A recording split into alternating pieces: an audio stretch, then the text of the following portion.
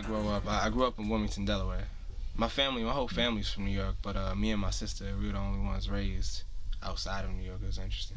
Always got to see the culture of the city and, you know, feel it. Obviously, my mother was from Brooklyn, so it was like that aesthetic and culture was always in the home. You know, obviously, I think New York has changed from the way a lot of the older New Yorkers think about it and things like that, but I definitely feel like myself with my artistry and other artists that I know are a part of a renaissance happening in the city, and just like new styles, new stories, new ways of doing some of the familiar things, but with a new look and touch, feel, all that.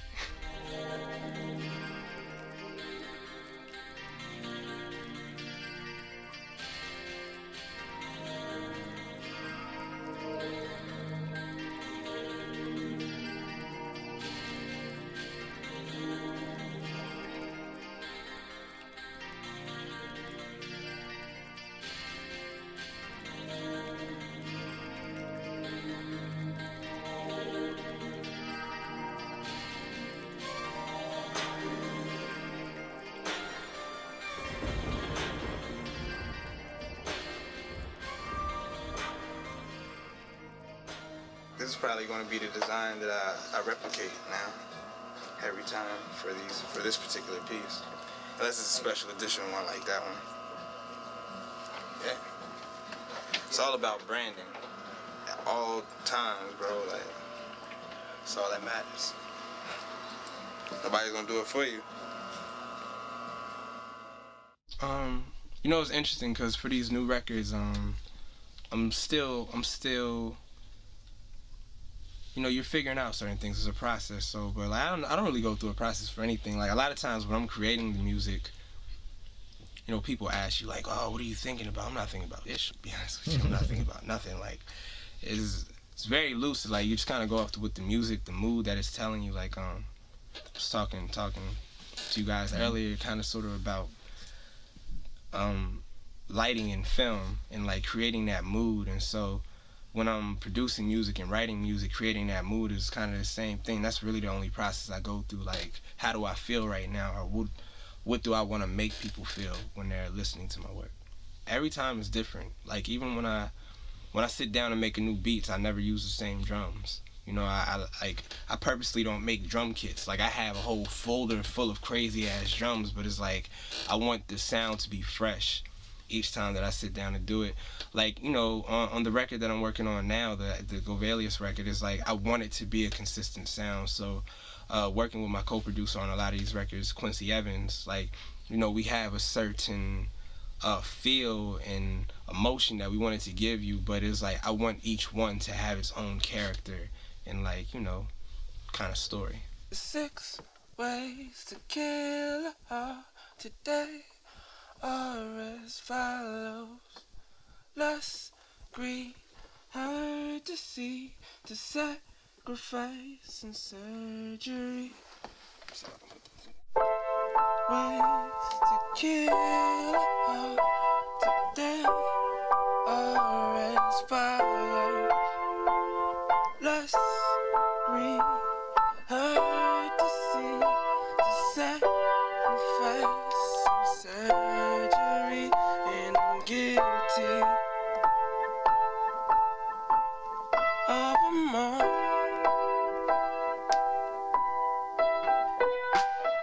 Passions and wonders, babe, waiting for you.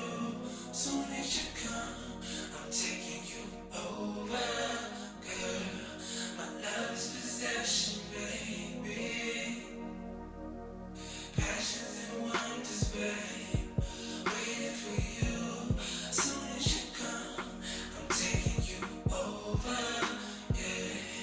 My love's possession, baby. Hey Bob, one more time. There's a mantra that I've been living by for quite some time now, which is a closed mind is a fool's paradise. And when I was growing up, I think that's a Gandhi quote, if I'm not mistaken, but I actually got that from a mentor growing up. His name was Tony Anderson. And you know, honestly, that's been a very powerful concept in every facet of life. Because like if you're open to new experiences musically, whether it be through film, fashion, design, like you have to keep an open mind to really be able to take people to a new place. Because people don't know what they want yet. You know what I'm saying? A lot of times you gotta tell them, look at Steve Jobs, look at Apple, you know. It's like, you want this. Like, you want this great product. And it's kind of the same thing. It's like thinking about things that people aren't thinking about, or things that haven't been said yet, and packaging it a way where people can understand it, and then, you know, giving them a great experience. It's all about the experience. We at the Rocks Gallery right now, and this, you know, this exhibit is dope. Right here, it's called Rock Them. I did the curatorial statement with the curator, so we're gonna go check it out, mix it up a little bit. Ciao. Activate, activate.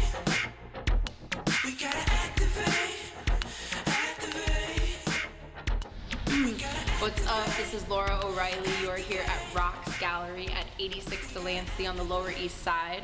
We are inside of Rock Them, an exhibition that features Andy Warhol, Ryan McGinley, Bogdan Stroh here with the Kanye West mirrored piece.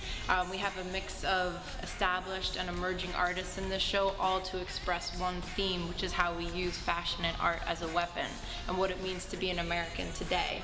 And basically the entire exhibition was expressed as a song. The curatorial statement for the show is the anthem Rock Them, which was produced by you right here. I cue to that right now. And I wrote the words, and it's a nice collaboration, one of many to come, where we're expressing the art here at Rocks through audio and visuals. It's a marriage that cannot be divided. It is or. Natural flow.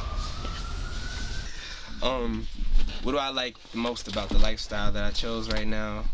I would say the mental freedom that I have right now, and then just being able to affect people in a way that is almost like escapism. I feel like a lot of times entertainment is a way for people to go into another world that, you know, may seem like, I don't know, is better, or it might just take them away from certain experiences that they're having in this real life setting. Because, you know, reality can be kind of hard sometimes. So I love making things that make people smile or make people laugh or make people feel, you know, depending on the night, you might feel sensual, you know, for the women, you know. A lot of my music that I've been making lately, I've been making with women in mind, and just like, I've been making them with everybody in mind, but specifically women, because I wanted to create music that you could just press play and like you could turn it on and you could go about life. You could drive, you could just be around the house, like whatever, you could turn it on for an intimate moment. I just wanted to create lifestyle music, so being able to create lifestyle music is probably the best part of the lifestyle.